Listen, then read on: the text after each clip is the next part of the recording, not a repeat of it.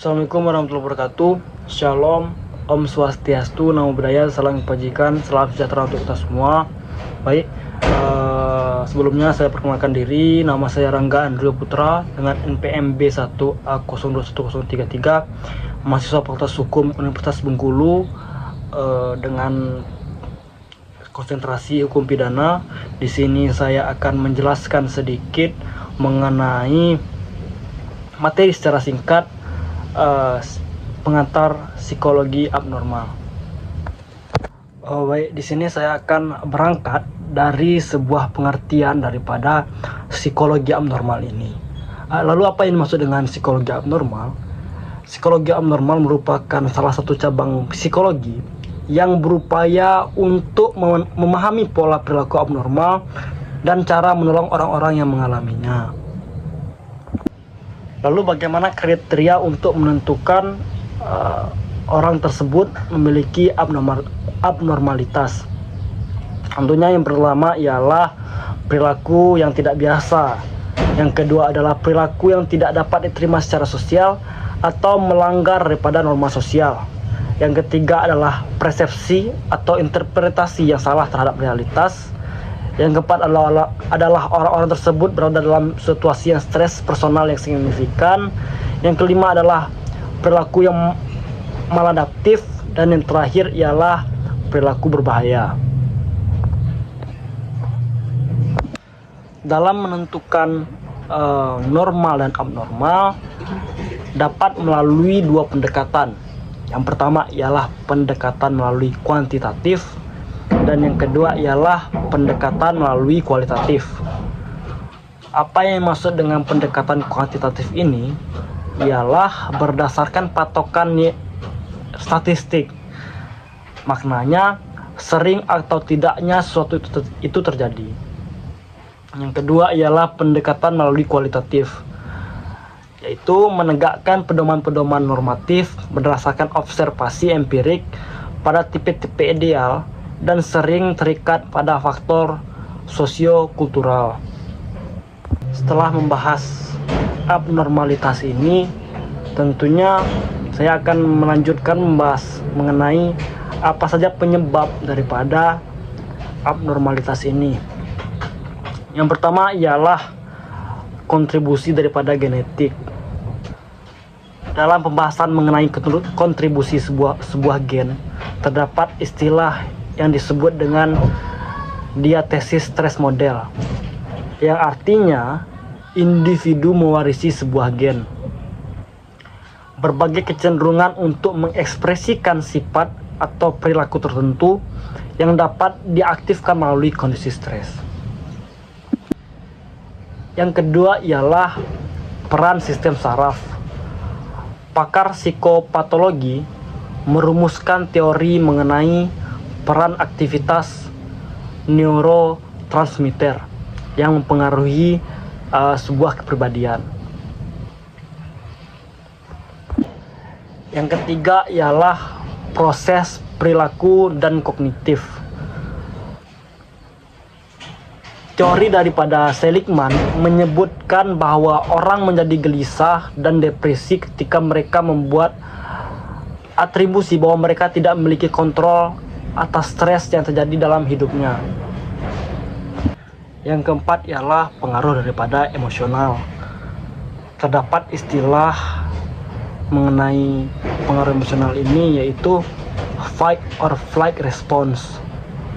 Artinya reaksi biologis terhadap stres yang mengancam, yang mengarahkan sumber daya pada tubuh, baik itu aliran darah maupun pernapasan, untuk melawan atau menjauhi ancaman. Sebagai contoh, ketika kita sedang dimarahi orang lain, kita berupaya untuk memarahi orang tersebut juga, atau mendiamkan orang tersebut. Itulah yang disebut dengan istilah fight or flight response. Yang kelima ialah pengaruh sosial. Tentunya penting sekali daripada dukungan sosial bagi kesejahteraan mental seseorang. Dengan mencari dan memilih lingkungan yang baik tentunya akan mempengaruhi mental dan tentunya akan membuat lebih bahagia. Yang keenam ialah faktor perkembangan. Dalam perjalanan hidup tentunya banyak sekali fase perkembangan, mulai dari bayi, anak-anak, remaja, dewasa, hingga lanjut usia. Setiap perubahan menuju dari fase ke fase tentunya mengalami yang namanya pergejolakan. Ada banyak masa-masa krisis kehidupan selama kita hidup, dan tentunya jika kita mampu menghadapinya dan mampu melewatinya, kita akan menjadi manusia yang bertumbuh. Namun sebaliknya, jika kita tidak mampu menetapkan pilihan yang bijak selama fase kehidupan kita, maka ada kerentanan untuk mengalami gangguan daripada psikologis. Lalu, ilmu-ilmu apa saja yang berhubungan langsung dengan psikologi abnormal ini? Baik, yang pertama itu ada psikiatri. Seperti yang kita tahu bahwa psikiatri ini adalah sebuah ilmu kedokteran jiwa, yang mana cabang ini merupakan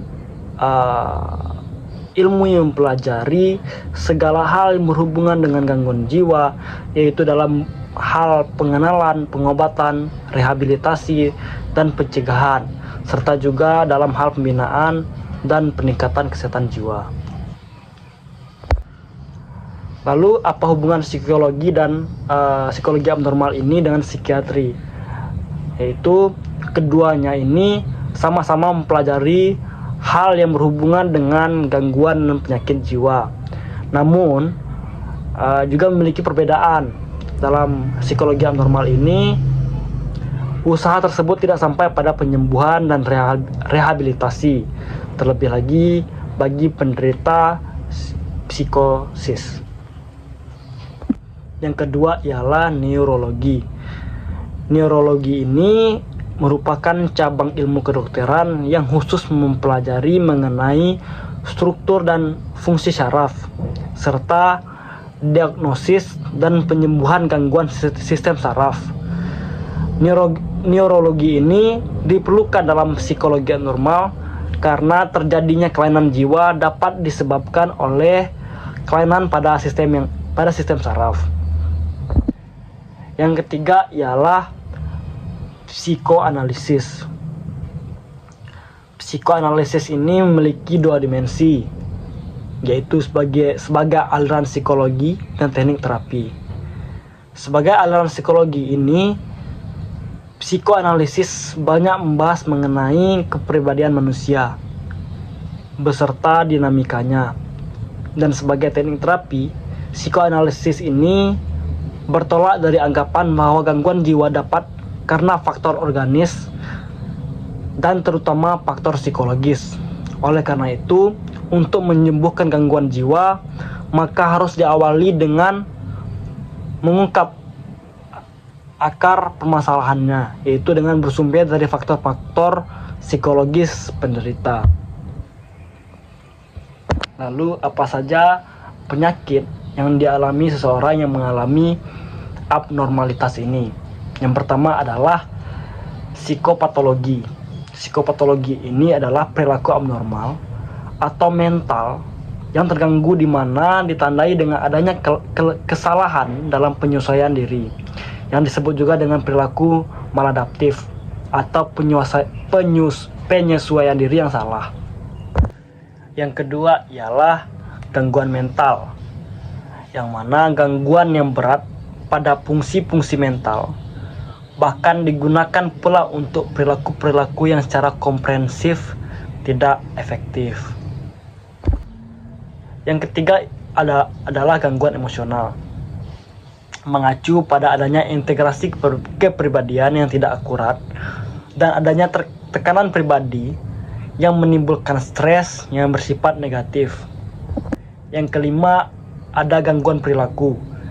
Istilah ini secara khusus mengacu kepada gangguan-gangguan yang berasal dari false learning, baik dari kesalahan dalam pola mempelajari kompetensi atau belajar pola penanggulangan maladaptif.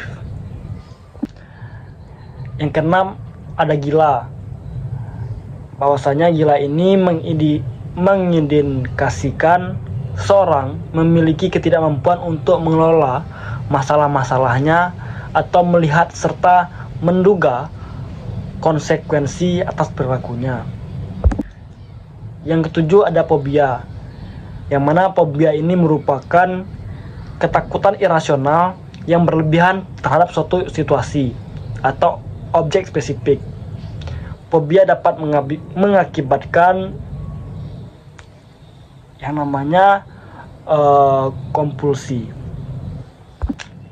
Yang ke-8 ialah retardasi mental.